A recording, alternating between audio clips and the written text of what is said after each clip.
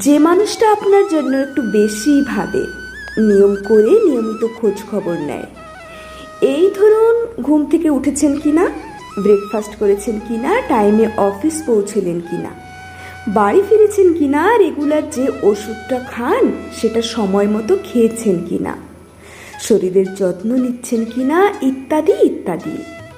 তাদের এই জানতে চাওয়াগুলোকে ভালোবাসার চোখে দেখুন। খুব গভীরভাবে ভালো না বাসলে এমনভাবে কেউই আপনার দরজায় কড়া নাড়বে না। এই পৃথিবীতে সব কিছু পাবেন, টাকা দিয়ে অনেক কিছু কিনেও নিতে পারবেন।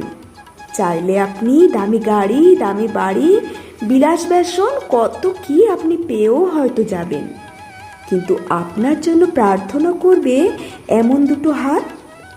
ভালোবাসা দিয়ে আপনার জন্য সবচেয়ে ভালো চাওয়াটা, এগুলো পাওয়া কিন্তু এই জীবনে অনেক পুণ্যের। তাই যার থেকে এগুলো পাবেন তাকে ভালোবাসা দিয়ে আগলে রাখুন নিজের কাছে। যে আপনার জন্য প্রতিদিন ভাবে, খোঁজ খবর রাখে, আপনি অসুস্থ থাকলে উতলা হয়ে ওঠে। দিনে একটি বার কথা না হলে যে মন খারাপ করে বসে থাকে, তার প্রতি বিরক্ত না হয়ে তাকে ফিরিয়ে না দিয়ে তাকে ভগবানের আশীর্বাদ হিসেবেই ভাবুন। শুধু এটুকু মনে রাখবেন, দু হাতের ভালোবাসাকে যে মানুষ পা দিয়ে ঠেলেছে, তার মাথার উপর থেকে ভালোবাসার দুটো হাত ঈশ্বর নিজে থেকেই একদিন তুলে নেন। কলমে সরজিৎ ঘোষ।